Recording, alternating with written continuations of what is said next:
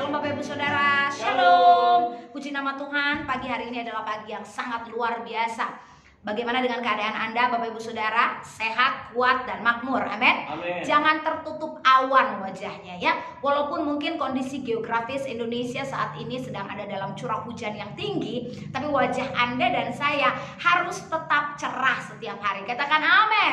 Karena apa? Karena wajahmu itu mencerminkan hatimu, air wajahmu mencerminkan isi hatimu. Waktu engkau dengan keadaan yang sedih, wajahmu pasti mencerminkan sesuatu yang muram. Tapi ketika air wajah kita mencerminkan sukacita, maka hati kita pun penuh dengan sukacita. Pagi hari ini Bapak Ibu Saudara, Tuhan mengingatkan kita untuk tetap bersukacita, punya pengharapan di dalam Tuhan. Katakan haleluya. Bapak Ibu Saudara, pagi hari ini Tuhan ingatkan supaya kita itu jadi orang Kristen itu peduli dengan apa yang kita dengar.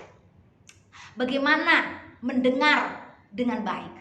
Bapak Gembala senior kita dalam minggu ini mengingatkan kembali firman yang beberapa waktu yang lalu juga pernah beliau sampaikan.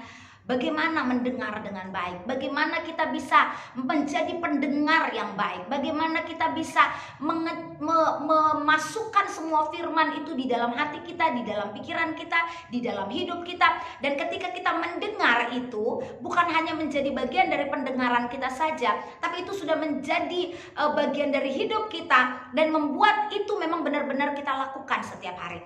Otak kita ini Bapak Ibu Saudara mengatur semua sistem kerja dari tubuh kita. Kalau otak kita bilang gatel itu kaki kirimu, itu langsung waktu kuping kita dengar ada sebuah perintah untuk tangan kanan untuk garuk, itu langsung digaruk Bapak Ibu Saudara. Kenapa? Karena otak dengan seluruh tubuh kita itu bereaksi otomatis. Begitupun dengan firman. Waktu telinga rohani, Bapak Ibu Saudara, telinga jasmani dan telinga rohani itu berbeda. Kenapa saya katakan seperti itu? Kalau telinga jasmani orang, maaf, itu nggak bisa berfungsi. Tapi kalau dia punya telinga rohani yang luar biasa, maka dia mampu melakukan firman. Walaupun telinga jasmani dia mungkin tidak berfungsi dengan normal.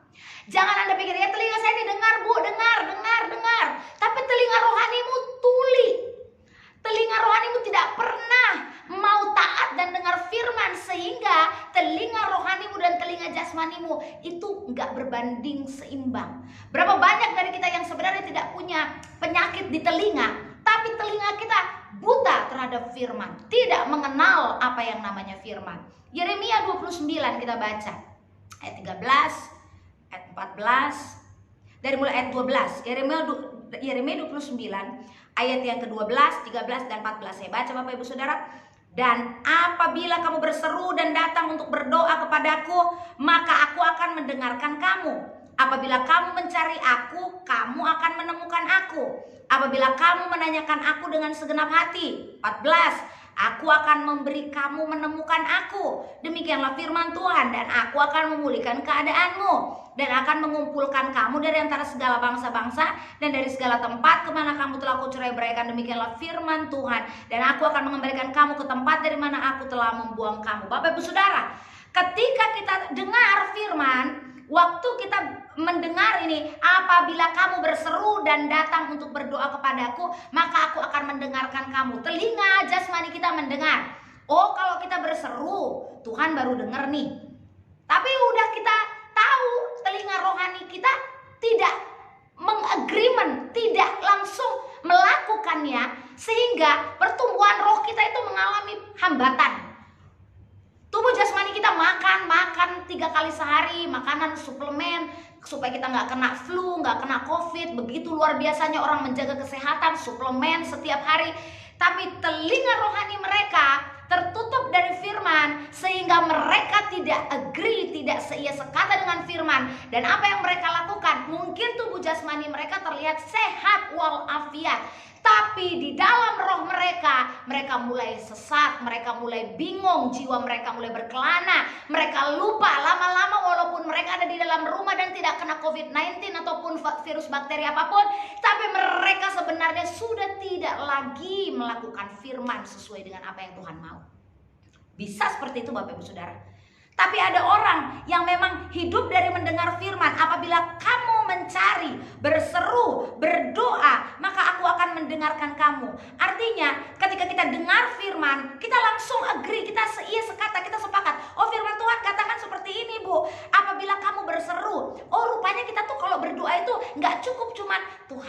terima kasih.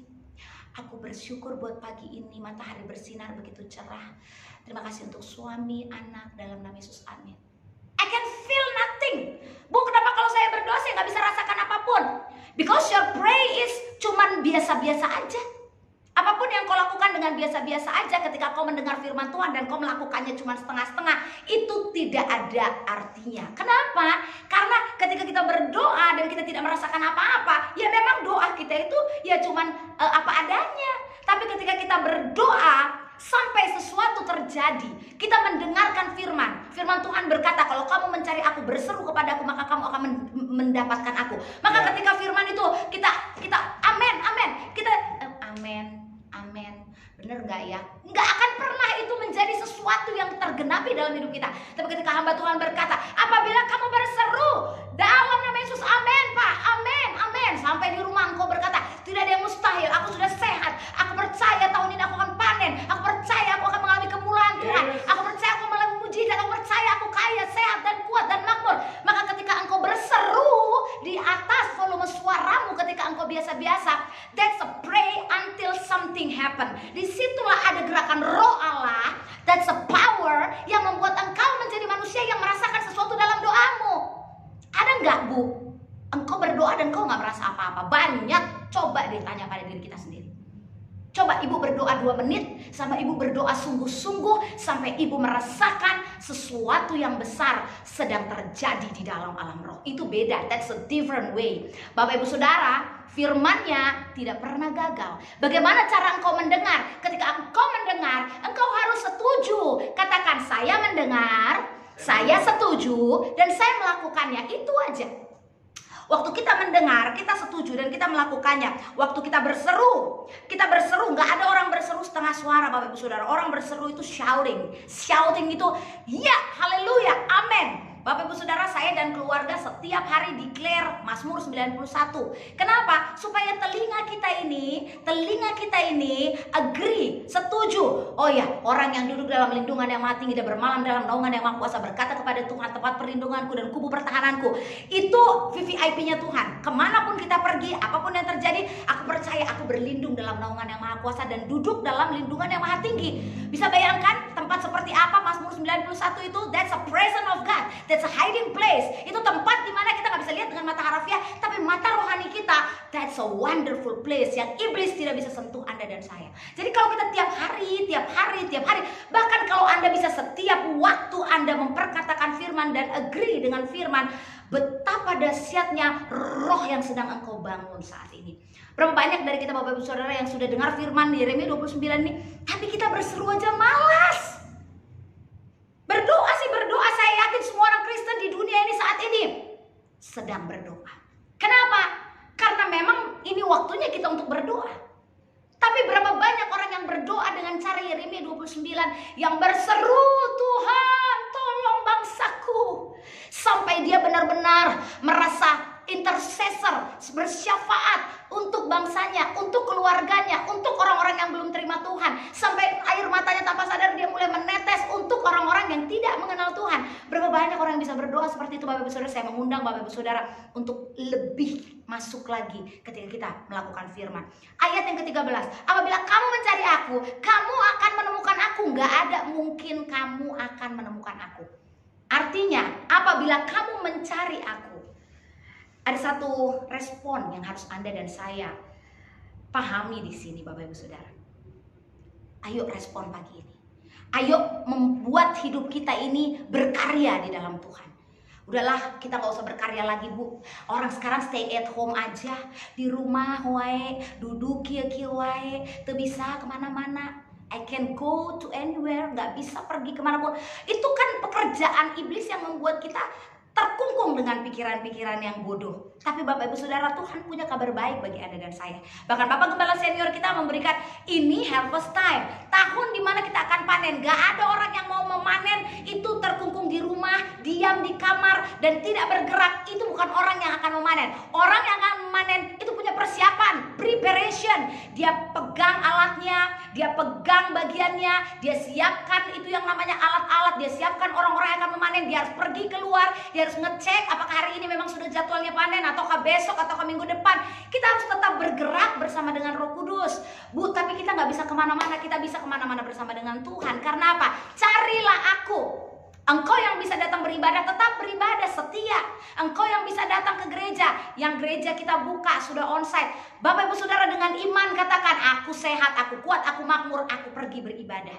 Jangan dikalahkan dengan keadaan saat-saat ini Bapak Ibu Saudara. Ada satu ayat firman Tuhan dalam 1 Yohanes 5 ayat 14. 1 Yohanes 5 ayat 14 saya bacakan Bapak Ibu Saudara. Dan inilah keberanian percaya kita kepadanya. Jadi ternyata orang yang gak berani percaya kepada Tuhan gak dapat apa-apa. Keberanian kepercayaan kita kepadanya yaitu Ia mengabulkan doa kita jikalau kita meminta sesuatu kepadanya menurut kehendaknya. Jadi Bapak Ibu Saudara, kita berdoa itu menurut kehendak Tuhan.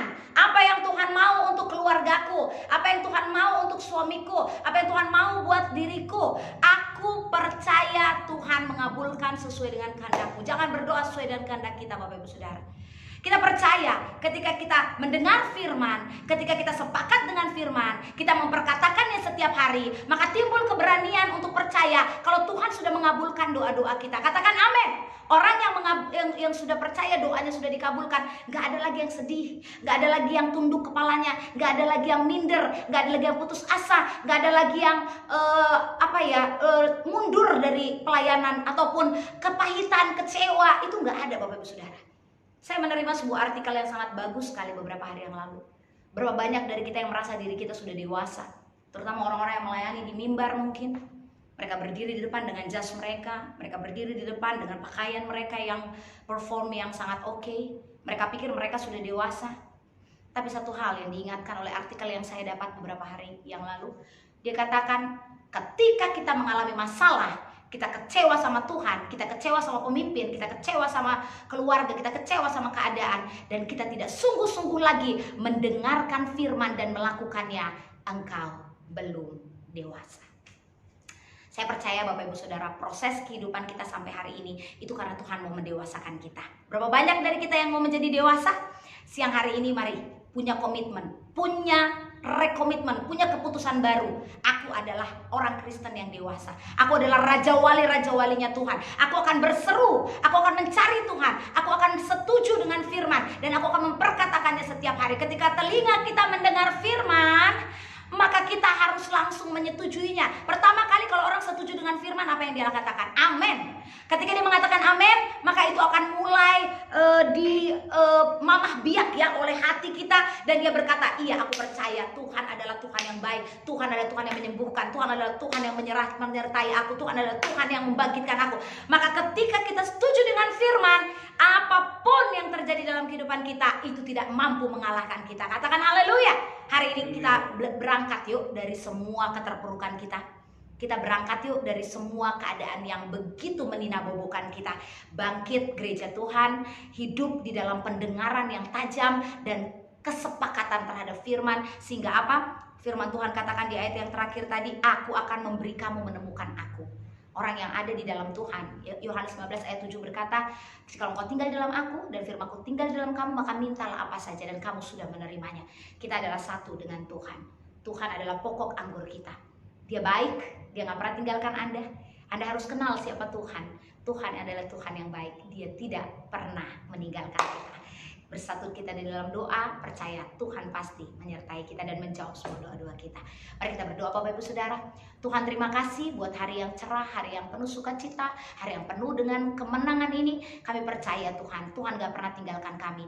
Jika kami berseru, jika kami percaya, jika kami mencari Tuhan dengan segenap hati kami, maka Engkau akan mengizinkan kami menemukan Tuhan. Dan jika kami menemukan Engkau, dengan keberanian iman kami percaya segala sesuatu yang kami kerjakan berhasil di dalam Tuhan.